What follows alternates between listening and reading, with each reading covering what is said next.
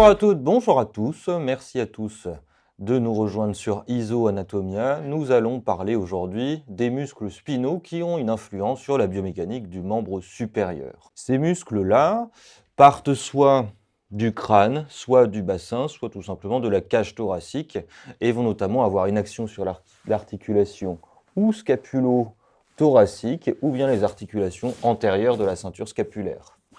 Nous allons les présenter tout de suite.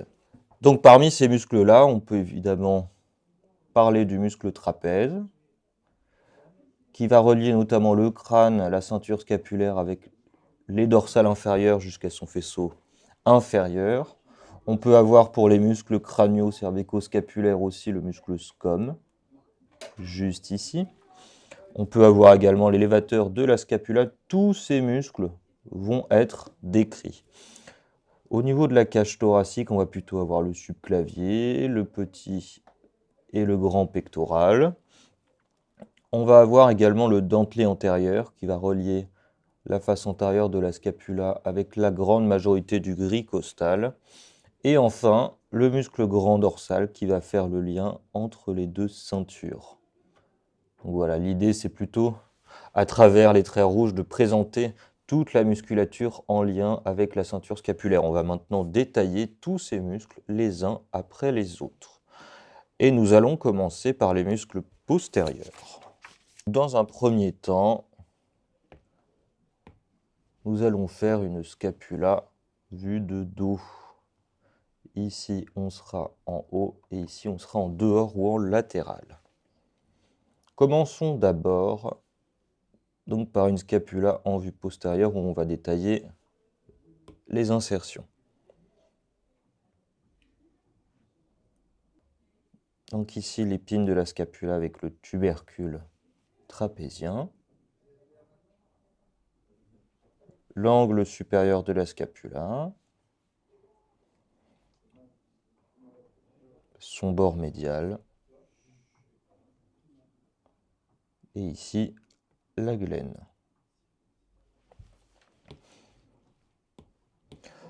Donc nous allons détailler plusieurs muscles, dont le muscle trapèze. Et pour détailler le muscle trapèze, on a besoin de l'acromion qui va s'articuler donc avec la clavicule, l'extrémité latérale de la clavicule qui sera comme ceci. Voilà, donc la clavicule, elle surplombe la scapula. Donc on l'a mis assez proche de l'angle supérieur pour détailler les chefs du trapèze. Le trapèze, il va avoir trois faisceaux. Un faisceau supérieur qui va terminer donc sur la face supérieure de la clavicule, partie postéro-latérale. Un faisceau moyen qui lui sera plutôt sur l'acromion et surtout le bord latéral, partie supérieure de l'épine. Donc les auteurs en général ne placent pas le chef moyen du trapèze au niveau de l'acromion. Simplement, sur les dissections que j'ai faites, il y avait souvent une petite expansion de cette insertion sur l'acromion. C'est la raison pour laquelle je la mets en évidence. Et le faisceau moyen, donc lui, va partir du tubercule trapézien. Voilà, carrément ici. Et c'est notamment lui donc qui va relier la scapula jusqu'à T11, T12. Donc ici, ce sont les trois insertions du muscle trapèze. Sur l'angle inférieur de la scapula, donc cette insertion est inconstante, vous allez avoir l'insertion du muscle grand dorsal, qui lui va partir de la ceinture pelvienne et des vertèbres T6 jusqu'au sacrum, et qui va donc relier ces structures avec la ceinture scapulaire. Ensuite, vous allez avoir sur le bord médial de la scapula les muscles rhomboïdes.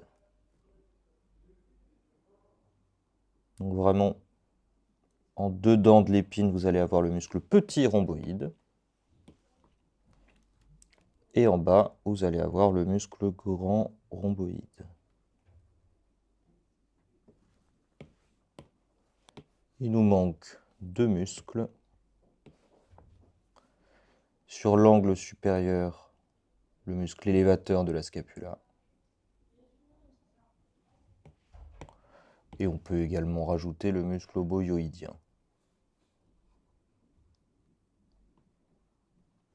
Voilà, muscle assez accessoire, mais qui va relier notamment l'osioïde à la scapula. On le détaillera sur une vue latérale, lui. Ce sera peut-être un peu plus simple.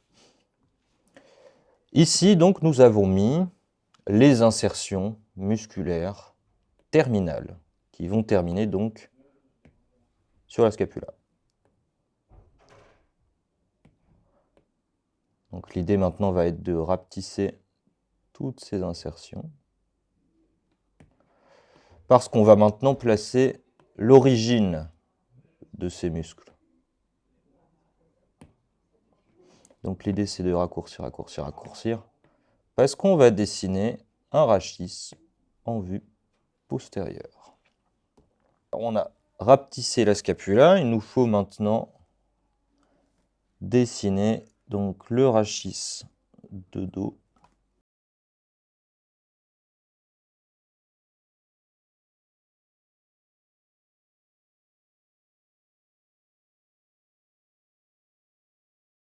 Donc ici, nous avons fait une colonne vertébrale de dos schématique avec un gris costal. On a notamment mis la ceinture pelvienne avec le sacrum et les os iliaques, la cage thoracique avec ici l'occipital et la protubérance occipitale externe qu'on va faire apparaître ici. Il faut également que l'on fasse apparaître le ligament nucal qui va servir d'insertion pour le faisceau supérieur du trapèze. Ce ligament relie notamment toutes les vertèbres cervicales entre elles afin de renforcer le plan ligamentaire postérieur des cervicales.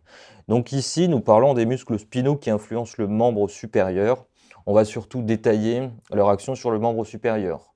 Ils ont une action vertébrale et crâniale notamment, mais on les détaillera dans une autre vidéo. Donc ne vous étonnez pas si on ne parle pas vraiment de leur physiologie vertébrale. Le faisceau supérieur du trapèze, donc qui s'attache sur la protubérance occipitale externe, la ligne nucale supérieure et le ligament nucal. Il va se diriger vers la face supérieure de la clavicule, vers le bas, l'avant et le dehors.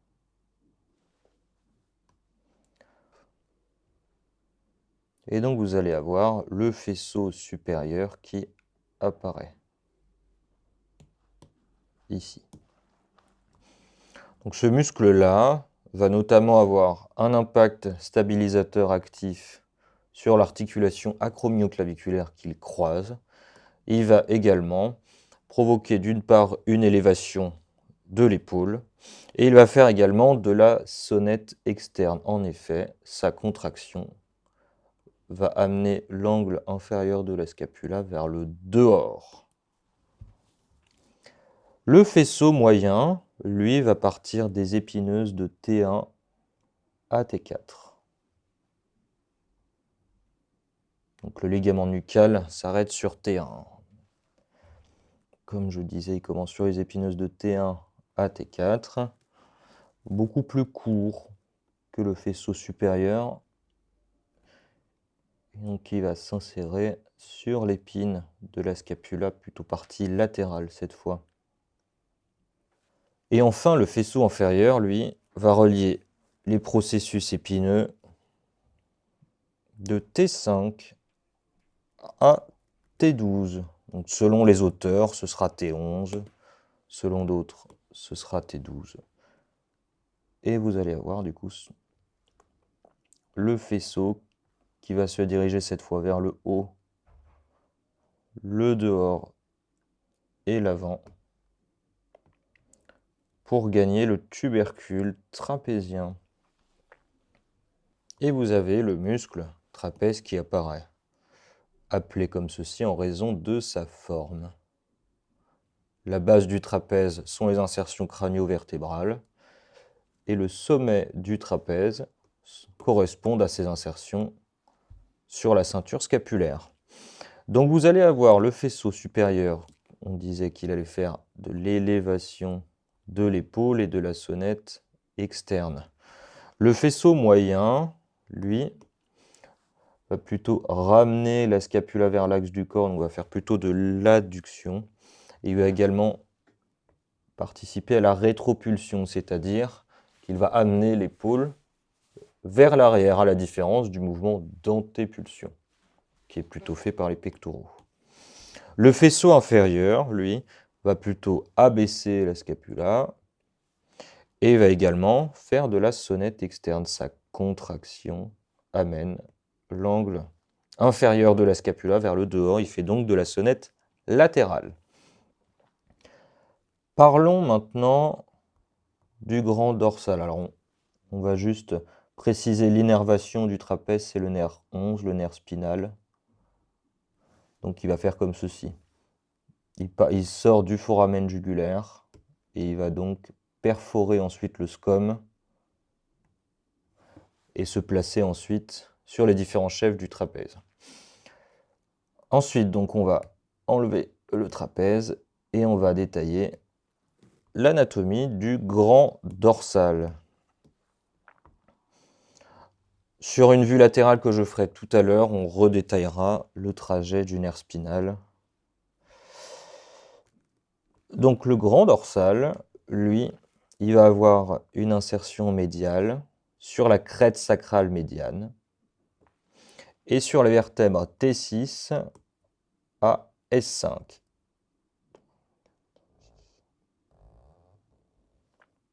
Donc S5, je rappelle, les vertèbres S1 à S5, ce sont des vertèbres soudées qui ont conduit à la formation du sacrum. Donc ici, nous avons l'insertion médiale et l'insertion latérale se fait sur la crête iliaque, plutôt le tiers postérieur, versant latéral, ainsi que sur les 4 dernières côtes, donc jusqu'à K9. Si nous relions les insertions, on obtient ce muscle. Donc, le trapèze et le grand dorsal, ce sont des muscles superficiels de la paroi postérieure du dos. Ils sont très facilement palpables. Et ici, vous avez donc le muscle grand dorsal qui apparaît.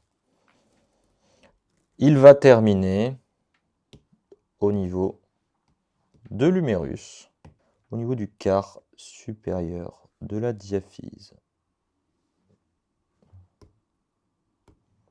Simplement réduire un petit peu la taille.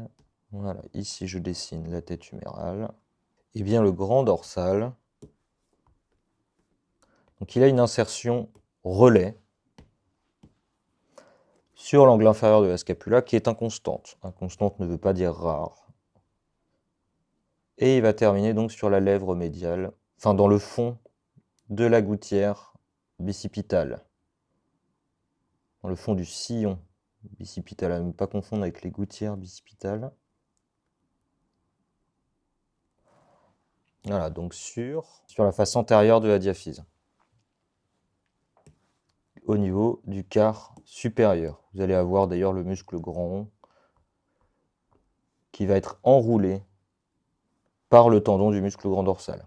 Au niveau de son action, il va faire donc de l'extension de gléno-huméral, de l'adduction et de la rotation interne. Le muscle grand dorsal, c'est notamment le muscle qui nous sert à faire des tractions. Il va notamment donc servir à porter du poids du corps avec le dos. Donc il est souvent associé au mouvement de pronation des avant-bras, justement pour faire ce mouvement de traction. Il va être innervé par le nerf thoracique long, qui est issu des racines C5 à C6. Donc, je vais le faire en jaune. Voilà, donc ici C8, C7, c'est là. Voilà, donc on redétaillera l'anatomie du plexus brachial également. Donc l'innervation est haute, malgré sa position assez inférieure. Donc nerf thoracique long. Donc le grand dorsal, on voit bien qu'il fait le lien entre les deux ceintures qui fonctionnent ensemble lors de la marche. Lorsque vous faites un pas en avant, vous avez le bassin qui regarde à gauche, les épaules qui regardent à droite.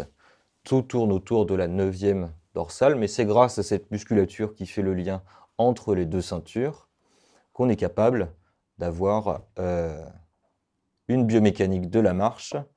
Voilà pour le grand dorsal, qui fait également de la rétropulsion d'épaule de par sa situation postérieure. On va maintenant détailler les muscles rhomboïdes. Donc les muscles rhomboïdes sont au nombre de 2. Un petit rhomboïde qui s'attache sur les processus épineux de C7-T1, plutôt le mettre ici.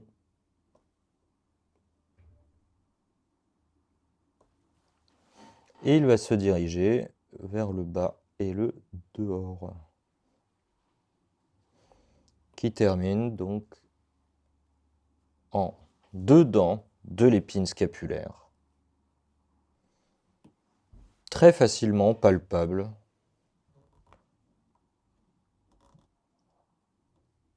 Et on a le grand rhomboïde qui, lui, va des épineuses de T1 à T4 et qui s'insère en dessous du petit rhomboïde.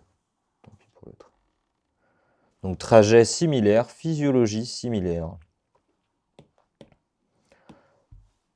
Donc ces muscles-là, ils vont faire notamment de l'adduction, ils vont rapprocher la scapula de la colonne vertébrale, ils vont faire également de la rétropulsion de par leur situation postérieure, et leur contraction amène l'angle inférieur de la scapula vers le dedans.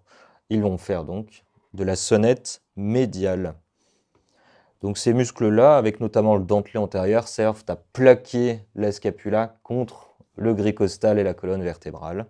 Et ils vont également fixer la scapula pour améliorer la biomécanique du membre supérieur. Ils vont créer ce qu'on appelle des points fixes afin de donner de la stabilité aux articulations mobiles. Innervation, nerf dorsal de la scapula. Donc la T1, 7, 6, 5, issue de la racine C5.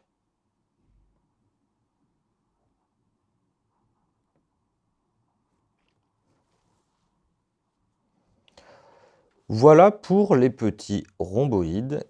Il nous manque cette fois les muscles élévateurs de la scapula et le muscle omohyoïdien, que je ferai plutôt sur une vue latérale. L'élévateur de la scapula, lui, s'attache sur les processus transverses de C1 à C4. Donc je ne les ai pas dessinés, mais si on le devait les dessiner, il serait comme ceci. Là, une transverse, une transverse, une transverse, une transverse.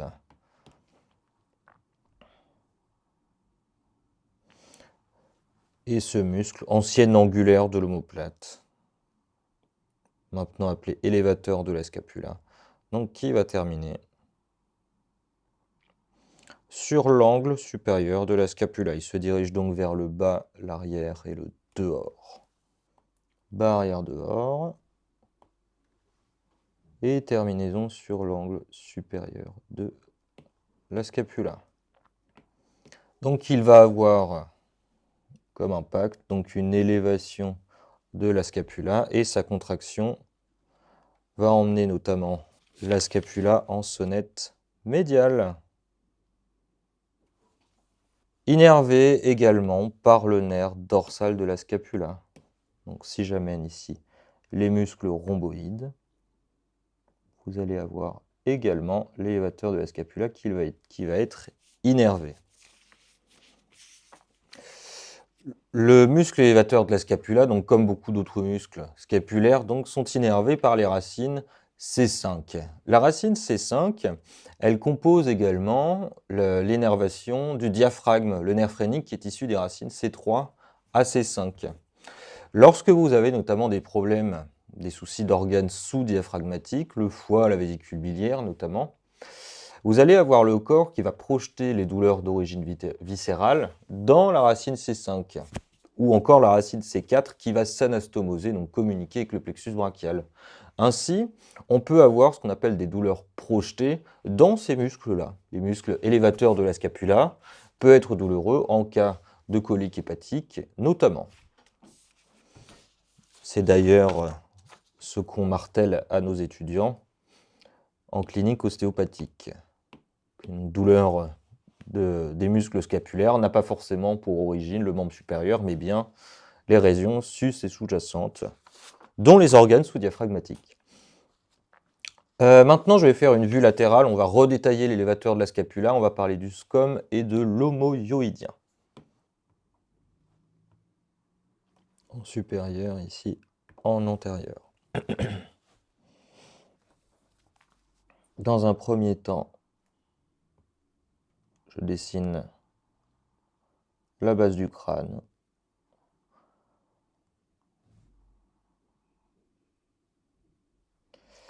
Avec, c'est moche, processus mastoïde.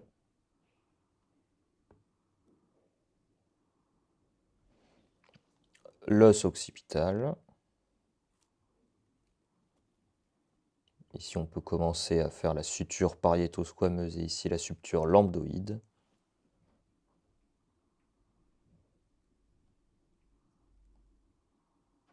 Ici, l'articulation avec la mandibule. Voilà, la branche montante et la branche horizontale. Donc les dents de manière très schématique, on n'a pas toute la journée non plus. Et ensuite, on va pouvoir faire donc la colonne vertébrale. On va placer l'osioïde, car il va nous permettre de placer notamment C4. Donc ici, on sait qu'on aura la vertèbre C4, avec le foramen transversaire dans lequel passe l'artère vertébrale, et l'épineuse. Il nous manque donc à faire C5, C6, C7, et on peut même faire T1. Ici, les foramen transversaires.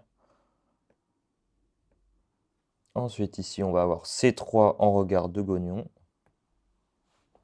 C2, et enfin, C1 qui en réalité est aplati.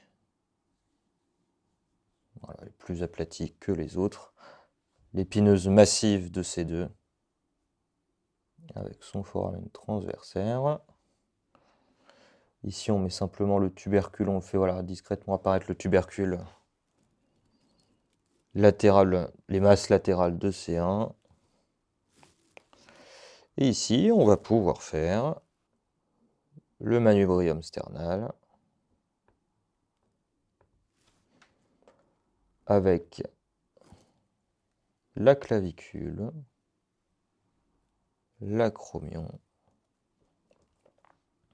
avec l'angle supérieur de la scapula. Voilà, donc je ne dessinerai pas tout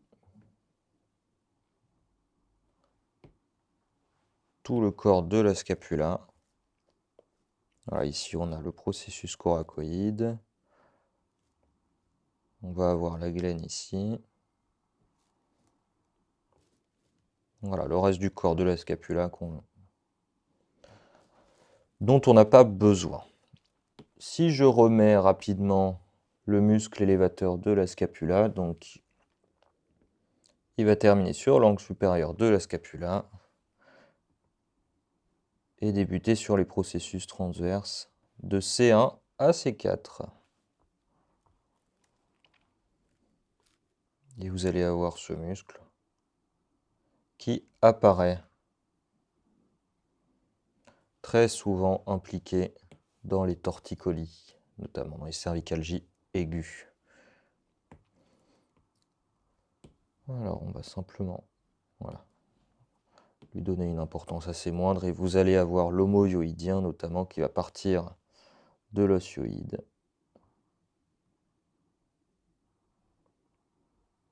Voilà, qui va terminer ici.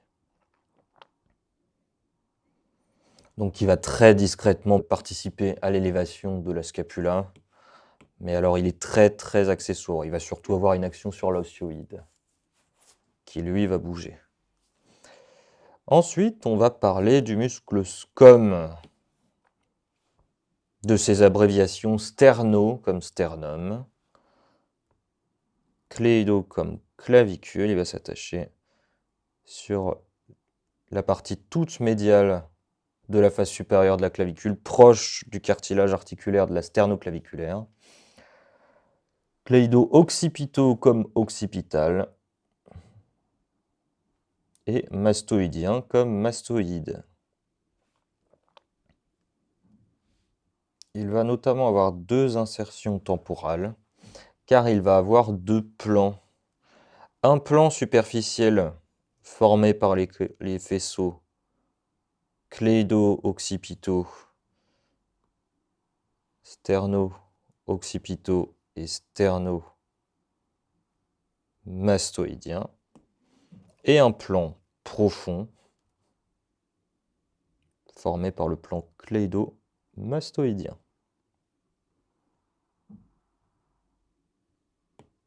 Ici, le plan superficiel. Et ici, le plan profond. Donc avec le muscle trapèze, ces muscles-là font partie notamment du contrôle rotatoire de la tête, des cervicales. On les détaillera plus tard, leur action sur la biomécanique vertébrale cervicale notamment. Donc le muscle scom, il va surtout avoir un impact de stabilisation active au niveau de la sternoclaviculaire et va notamment amener la clavicule vers le haut. Sa contraction va l'amener vers le haut. Et il est innervé également par le nerf spinal, comme le trapèze, c'est-à-dire que le nerf spinal sort du foramen jugulaire, ou du trou déchiré postérieur, va perforer le scom, lui donner des rameaux, et il va ensuite rejoindre le muscle trapèze. Le muscle trapèze, si on devait le dessiner, il serait ici. On aurait un faisceau ici, un faisceau plutôt comme ceci, et un faisceau ensuite qui descendrait jusqu'au dorsal inférieur. Eh bien, le nerf spinal ou nerf accessoire, il a deux dénominations, va bel et bien donner des rameaux pour le muscle trapèze. Voilà pour la vue latérale. On va maintenant parler des muscles antérieurs et on va en avoir plusieurs. Dans un premier temps, on va dessiner un gris costal, une ceinture scapulaire de face avec le gris costal.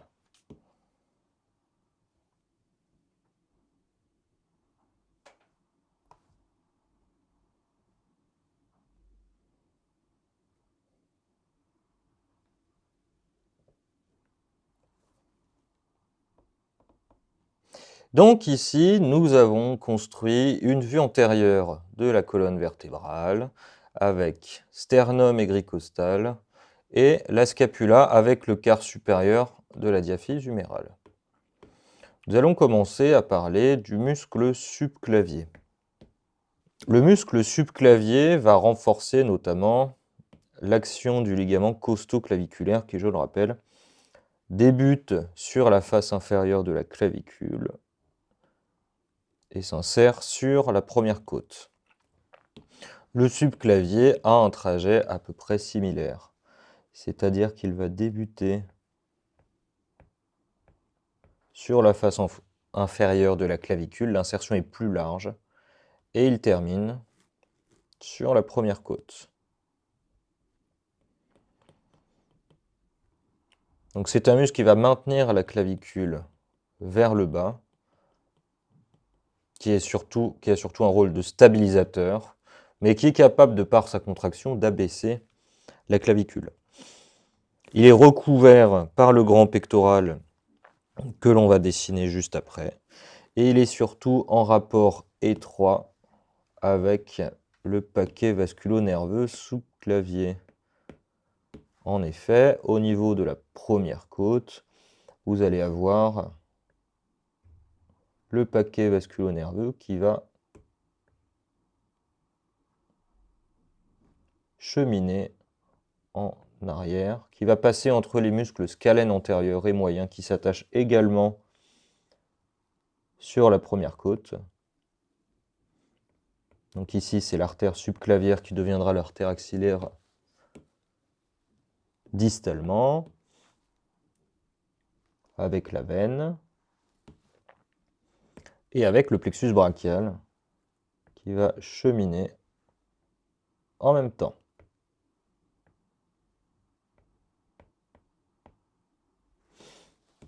Voilà, donc c'est du schéma, hein, le plexus brachial, c'est pas fait avec les plus grands détails non plus. On y viendra. Simplement pour dire que le muscle subclavier est en rapport étroit avec le paquet vasculo-nerveux du même nom. Ensuite, nous allons passer aux muscles pectoraux. On commence par le muscle grand pectoral, du coup,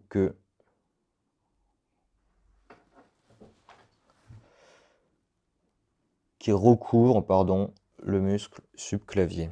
Son insertion distale sera sur la lèvre latérale du sillon bicipital. On dit qu'il a une insertion en forme de J. Et il va avoir 3 faisceaux. Un faisceau supérieur qui débute sur la moitié antérieure de la clavicule.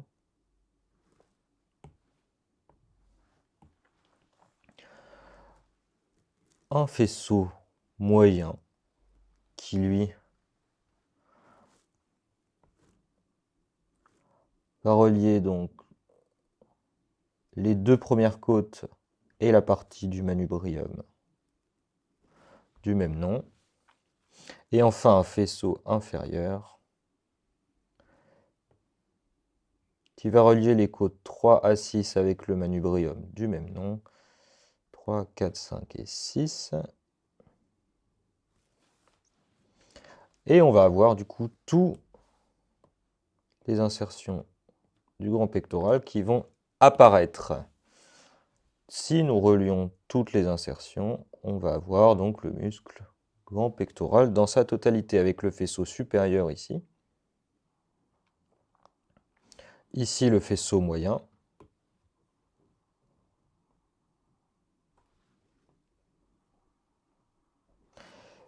Et en bas, le faisceau inférieur.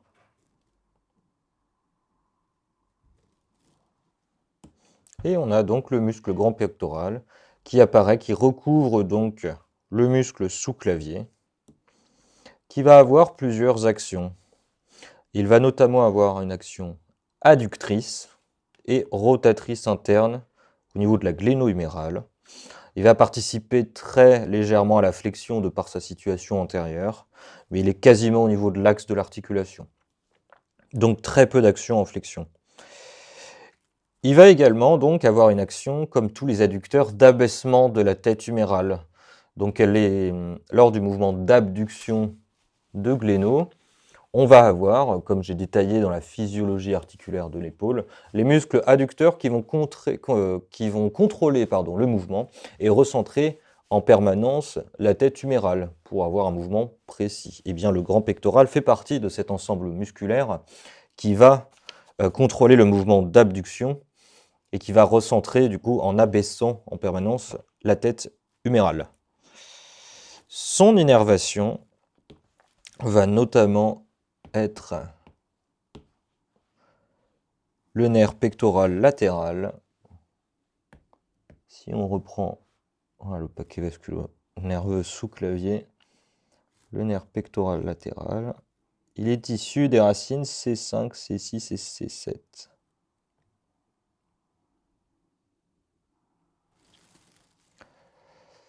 Ensuite, on va pouvoir parler du muscle petit pectoral. Alors le petit pectoral, lui, il va partir du processus coracoïde avec une insertion commune avec le muscle courbiceps notamment.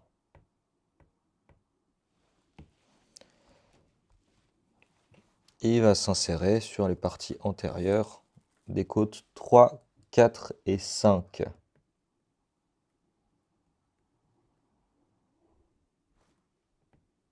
Voilà, il va avoir un petit trajet cranté comme ceci. Alors, ce muscle-là, il va avoir plusieurs fonctions. Déjà, d'un point de vue dynamique, il va participer à l'antépulsion d'épaule. Donc, comme tous les muscles qui s'attachent sur les côtes, il va être inspirateur accessoire, mais là, on parle de la biomécanique thoracique. Je reviendrai dessus plus tard. Il forme également avec le muscle subscapulaire, que je schématise rapidement, on en parlera dans une autre vidéo, mais simplement, il est situé en profondeur de lui, il va être ici. Donc, avec le subscapulaire,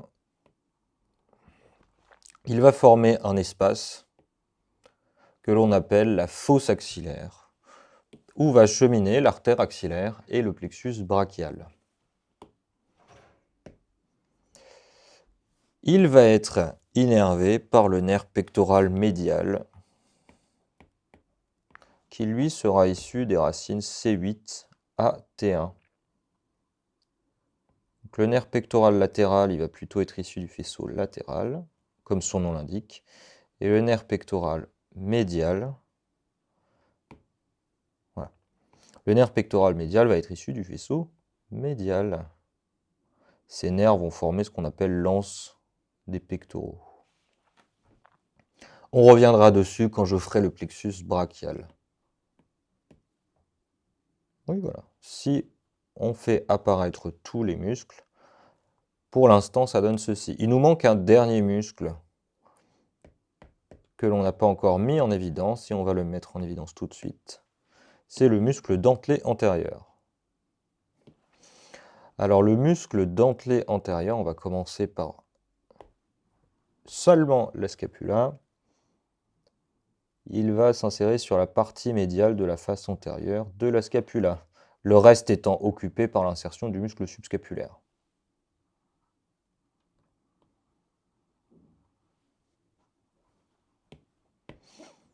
Voilà pour son insertion scapulaire. Et alors, on va mettre ça ici. Et il va s'attacher sur toutes les côtes non flottantes, c'est-à-dire les côtes 1 à 10.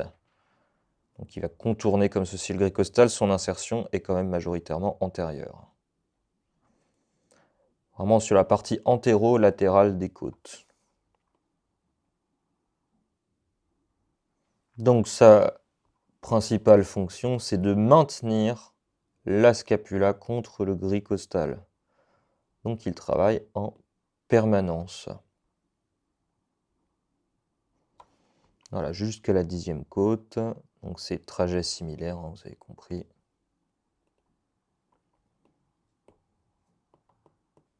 Je referai une vue latérale juste à côté pour qu'on soit sûr que vous ayez compris son trajet. Voilà. Alors, on a parlé de la fosse axillaire tout à l'heure. Eh bien, lui, il va former la limite médiale de cette fosse. C'est-à-dire que passé le bord latéral du dentelé antérieur, on est dans la fosse axillaire jusqu'au petit pectoral. La fosse axillaire, c'est donc la région que je dessine actuellement.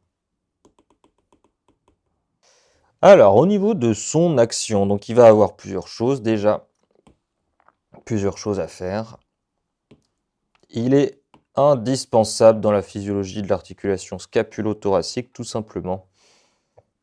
Parce qu'il va y avoir, si je redessine le muscle subscapulaire,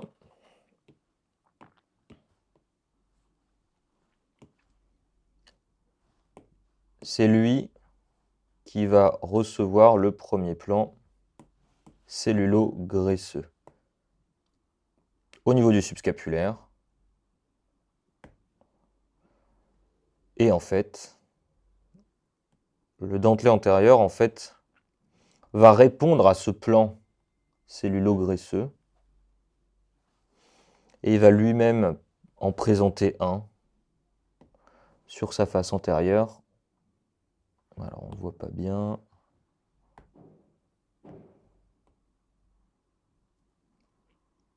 Et en fait, ce plan cellulo-graisseux va répondre au gris costal. Ainsi, lors des mouvements de la scapula, vous allez avoir ce plan cellulo-graisseux qui va faire glisser les éléments musculaires de la scapula avec les éléments musculaires costaux.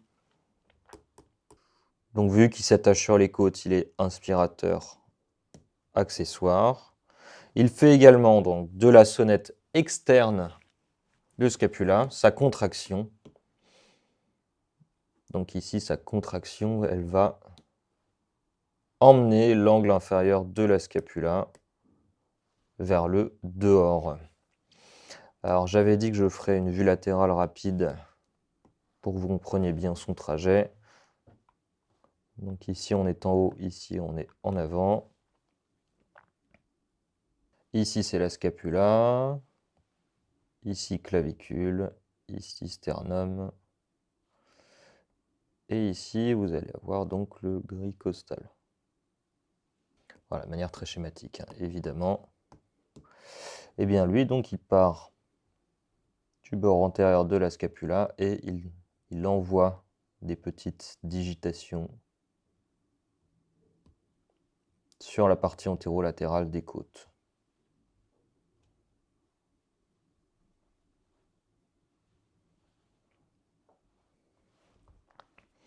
Hop, voilà pour la vue latérale. Donc son innervation est la même que celle du grand dorsal, à savoir le nerf thoracique long, issu des racines C5 à C6. Donc là, j'ai pas assez de vertèbres. Mais sachez que voilà.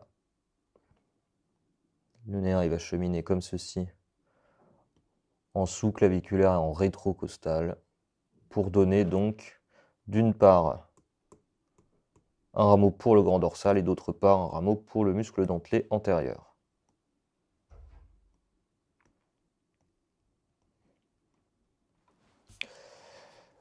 Et nous avons terminé avec les muscles spinaux. Donc en conclusion, de nombreux muscles qui relient d'une part la région cervicale, crânio-cervicale avec la ceinture scapulaire, d'autre part des muscles qui relient la région thoracique et la colonne dorsale avec la ceinture scapulaire, et d'autre part avec le grand dorsal, on a même la ceinture pelvienne qui présente des liens musculaires avec la ceinture scapulaire. Donc on a une musculature assez riche qui d'une part stabilise activement les articulations, notamment la scapulo-thoracique, et d'autre part qui participe pleinement à la biomécanique du membre supérieur et de la gléno-humérale, comme par exemple le muscle grand pectoral.